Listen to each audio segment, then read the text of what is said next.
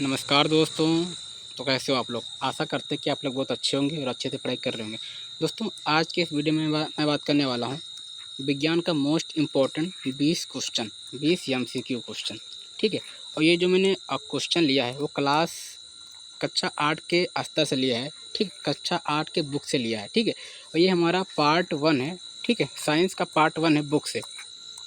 मैंने दोस्तों साइंस का वीडियो बना दिया है, रीजनिंग का बना दिया है, सोशल साइंस का बना दिया है, मैथ का बना दिया है, दिवस का बना दिया है, वेन डायग्राम बना दिया है, नंबर एनालॉजी, लेटर एनालॉजी। अगर आप ना देखे हो तो जाइए और देख लीजिए। मैं डिस्क्रिप्शन में उसका प्लेलिस्ट दे दूंगा, वहाँ से आप देख लेना।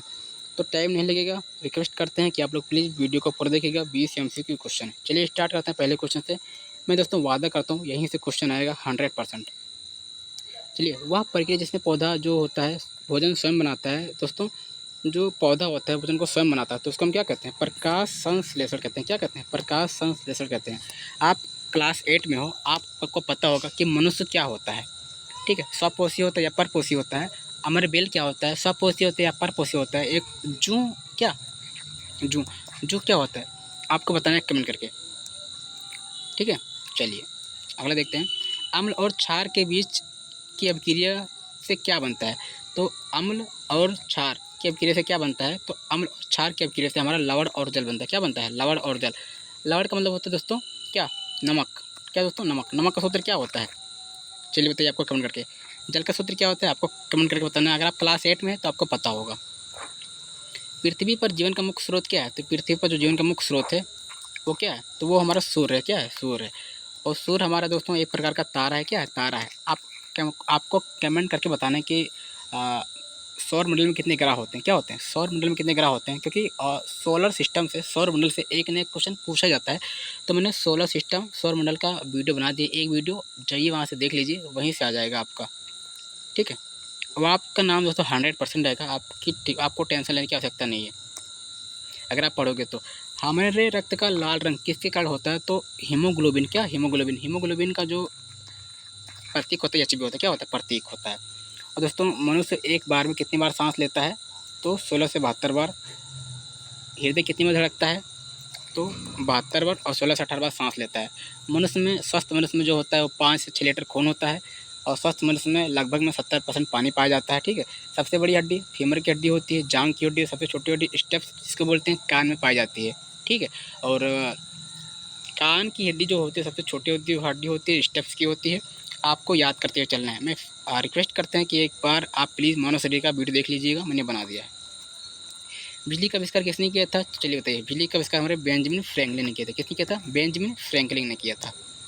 चलिए, सबसे हल्की धातु क्या है?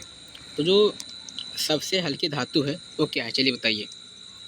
सबसे हल्की धातु हमारे लिथियम है। क्या दोस्तों? सबसे हल्की धातु हमारे लिथियम है। हमारे धातु में पाए जाने वाले कठोर पदार्थ क्या है? तो हमारे धातु में पाए जाने वाले सबसे कठोर पदार्थ इनेमल होता है। क्या होता है? इनेमल होता है। वेरी वेरी इंपॉर्टेंट है। मनुष्य में कितने दांत होते हैं? और नवजात शिशु में कितनी हड्डियाँ होती हैं? और मनुष्य में कितनी हड्डियाँ होती हैं? ये आपको बताना कमेंट करके, क्योंकि ये दोस्तों वेरी इजी क्वेश्चन है। ठीक है ना। चलिए दोस्तों, अगर आप वीडियो को अभी अगर आपने लाइक नहीं किया तो फिर वीडियो को लाइक कर दीजिएगा, शेयर कर दीजिएगा और सब्सक्राइब कर लीजिएगा। अगर आपको इसका PDF चाहिए तो प्लीज़ इंस्टाग्राम पर फॉलो कर लीजिएगा। इंस्टाग्राम के डिस्क्रिप्शन बॉक्स में डाल दिया है। हृदय की धड़कन को नियंत्रित करने वाली मांसपेशियाँ कहलाता है। तो क्या कहलाता है? चलिए बताइए। तो हृदय की धड़कन को नियंत्रित करने वाली मांसपेशियों को हम अनैच्छिक कहते हैं। क्या कहते हैं? अनैच्छिक। अनैच्छिक का मतलब होता है दोस्तों जो अपने इच्छानुसार ना चले। जैसे हृदय दोस्तों, हृदय होता है वो हम हृदय को रोक नहीं सकते हैं। हृदय अनैच्छिक। जो चीज़ हमारी इच्छा अनुसार चले उसको हम ऐच्छिक कहते हैं। जो चीज़ हमारे इच्छा अनुसार ना चले उसको हम अनैच्छिक बोलते हैं। क्या बोलते हैं? अनैच्छिक बोलते हैं। जैसे मुँह है दोस्तों, जैसे हम जो बोलते हैं ये हमारा ऐच्छिक है। अगर हम चाहेंगे तो हम बोलेंगे, नहीं चाहेंगे तो नहीं बोलेंगे। उसी प्रकार अनैच्छिक है। हृदय हृदय अपनी इच्छा अनुसार मतलब धड़कता है। ठीक है। हमारे अनुसार नहीं धड़कता। अगर हम बोलेंगे तो हृदय रुकेगा नहीं, चलता ही रहेगा। तो अनैच्छिक है, इच्छा अनुसार नहीं चलता है। जल का रासायनिक सूत्र क्या होता है? जल का रासायनिक सूत्र H2O होता है। क्या होता है? H2O होता है। H मतलब हाइड्रोजन, वो मतलब ऑक्सीजन। तो हाइड्रोजन और ऑक्सीजन से मिलकर पानी बनता है। नमक का सूत्र क्या होता है? आपको बताना है। हमारे शरीर में पाचन की प्रक्रिया कहाँ से शुरू हो जाती है? दोस्तों आप खाना खाना स्टार्ट करते हो तो मुँह से स्टार्ट कर देते हो, मुँह से पाचन करना शुरू कर देते हो, मुँह से चबाना शुरू कर देते हो। तो पाचन की क्रिया कहाँ शुरू होती है? तो मुख से प्रारंभ होती है। कहाँ प्रारंभ होती है? मुख से प्रारंभ हो जाती है। पृथ्वी का गुरुत्वाकर्षण बल किसने खोजा? तो न्यूटन। ठीक है। क्या? न्यूटन। गैस बल्ब में कौन सी गैस होती है? तो गैस बल्ब में जो है वो नियॉन होती है। क्या होती है? नियॉन होती है। कार्बन डाइऑक्साइड नहीं होती दोस्तों, आपको नहीं लगाना है। ध्वनि का वेग सबसे अधिक किसमें होता है? तो ध्वनि का वेग जो है वो ठोस में होता है। किसमें होता है? ध्वनि का वेग ठोस में होता है। कौन सी गैस ग्रीन हाउस गैस है? कौन सी गैस ग्रीन हाउस गैस नहीं है? तो जो ऑक्सीजन है। क्या दोस्तों? ऑक्सीजन, ये हमारी ग्रीन हाउस गैस नहीं है, बाकी सभी है ग्रीन हाउस गैस। मानव शरीर की सबसे बड़ी ग्रंथि क्या है? तो मानव शरीर की सबसे बड़ी ग्रंथि हमारी यकृत है। क्या है? यकृत है।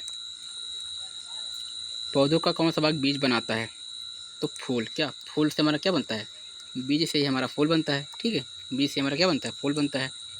विद्युत धारा का इकाई क्या है? तो विद्युत धारा का इकाई हमारा एम्पियर है। क्या है? जो धारा की मात्रा होता है हमारा एम्पियर होता है विद्युत धारा का। ठीक है, विद्युत धारा की इकाई क्या है? तो एम्पियर है। बल्ब का तंतु जो होता है किससे बना होता है? तो बल्ब का तंतु जो होता है टंगस्टन का बना होता है। किसका बना होता है? टंगस्टन का बना होता है। फिर है पेंसिलिन दवा किससे प्राप्त होती है? तो पेंसिलिन दवा जो है वो कवक से प्राप्त होती है। किससे प्राप्त होती है? कवक से प्राप्त होती है। फिर रक्त का तरल भाग कहलाता है। तो रक्त का तरल भाग क्या कहलाता है? तो प्लाज्मा। क्या कहलाता है? तरल भाग प्लाज्मा। रक्त कितने प्रकार का होता है ये आपको बताना है कमेंट करके। ठीक है, आरबीसी का जीवन काल कितना होता है? डब्ल्यूबीसी का जीवन काल होता है, ये आपको बताना है कमेंट करके। अगर आप क्लास 8 में हो तो आपने ये सब पढ़ा होगा। मिलते हैं एक नए वीडियो के साथ, पार्ट 2 के साथ। तब तक बने रहिएगा। Thank you so much.